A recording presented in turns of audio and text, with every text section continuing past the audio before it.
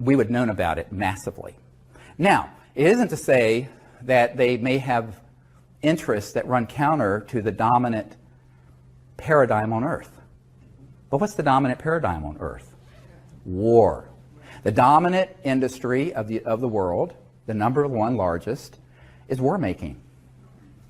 And still is in 2015, when we should have had world peace 100 years ago with the League of Nations. So this is a big question. And so they may be viewing us a bit jaundicedly and cautiously. And as one British intelligence officer told me, when we detonated the first atomic bomb, a big red flag went over this planet, and it was like kicking a hornet's nest. They became very concerned that we were reaching very advanced technologies and science that was instantly being weaponized and being used against one another. And that meant that we became an existential threat to ourselves, and in time, we, humans, could be an existential threat to other worlds. So that's part of the concern, and it's justified concern, because humans don't have a great track record. Now, this is only because the good people of the world, I mean, most people on the planet are not wanting to blow the planet up. I lived in the Middle East for 3 years. Most people, Arab, Israeli, Christian, Jewish, Muslim, they just wanted to educate their kids. And I mean, if you get 10% of sociopaths who want to create trouble, your society is a wreck. And that's what we're dealing with. The good people have allowed the 10% or 5% of sociopaths and psychopaths to run amok, which is what happened with Hitler in Germany.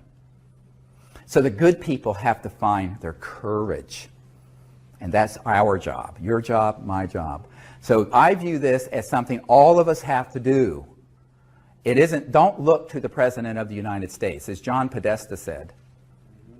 And by the way, a little footnote on that, you know, people think his interest in this was recent. It wasn't. After we did the National Press Club event in 2001, he publicly came out in favor of disclosure. This is the senior advisor to the President Obama. And also, he was chief of staff for a number of years, 4 or 5 years, for Bill Clinton, during which time we were doing all this with this Project Starlight, which has been misnamed the Rockefeller Initiative. It wasn't Rockefeller's initiative, it was Project Starlight's initiative, frankly. So, but Podesta was always aware that, in a sense, what Truman and then Clinton said about the White House is that it's the crown jewel in the federal penitentiary system. That once someone is in that system, they're so in a box. And when he left the Obama administration recently, he tweeted out, which became this big uproar, about how one of his regrets was not being able to effect UFO disclosure. Now, some people thought it was a bit of a joke, but it wasn't, because there's a press conference in 2002, after we did our 2001 National Press Club event, where he talks about disclosure and needing to end secrecy and release the UFO files and information. But his interest goes back to the Clinton era, before, because he was chief of staff for Clinton when we were doing all this work, prior to what the public knows as the Disclosure Project. Does that make sense? So he was also the POC